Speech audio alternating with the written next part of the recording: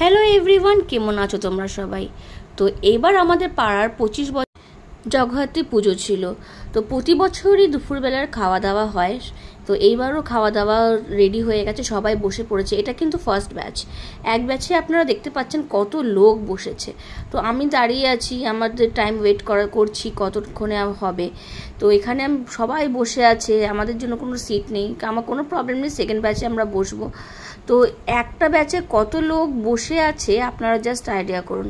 এখানে প্রায় পরে জানা গেছে একটা ব্যাচে 120 লোক বসেছিল।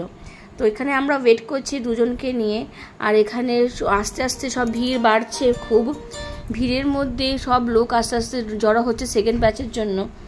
ব্যাচ এখনো খাওয়া শুরু করেনি, কিন্তু বাকি কত লোক আস্তে আস্তে এখানে ভরে যাচ্ছে সেকেন্ড ব্যাচের জন্য।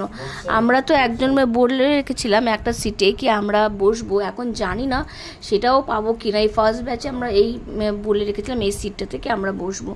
আস্তে আস্তে এখানে ভিড় শুরু হয়ে গেছে, এখানটা এখন প্লেট পড়ে গেছে সবাই ফার্স্ট ব্যাচেরই। এত ভিড় সত্যি অবাক করার মতন। আমরা জাস্ট আমাকে একজন বললো কি সামনে এসে দাঁড়াও না, তো তুমি যে সিটটা বলে রেখেছো সেটাও তুমি পাবে না।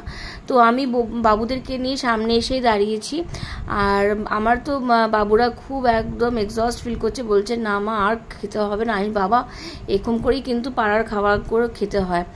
এখন ওদের লাস্টে এই খাওয়া দাওয়া চলছে, তো আমরা ওয়েট করছি কখন আমাদের টাইম আসবে।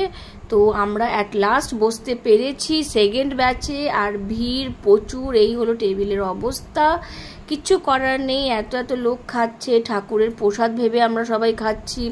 তো এখানে বসে আছি আর ওয়েট করছি কখন আমাদের রাত্রি খাওয়া হবে, আমরাও বাড়ি চলে যাব, আর থার্ড ব্যাচের জন্য আমরা জায়গা দিতে পারবো।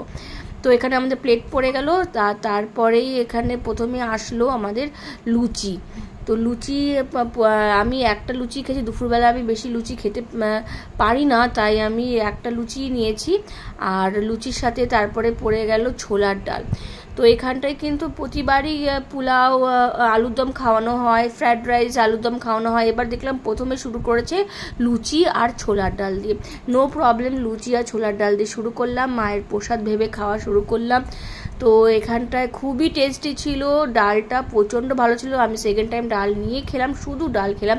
তারপরে আসলো পোলাওর সাথে আসলো ফুলকপির রেজালা, বলতে নেই রেজালাটাও খুব দারুণ ছিল।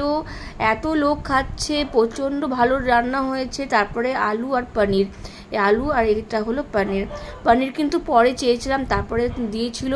যাচাই খাওয়া ছিল, যে যত পাচ্ছিল বলছিল কোনো ইসে নেই, খেতে পারবেন।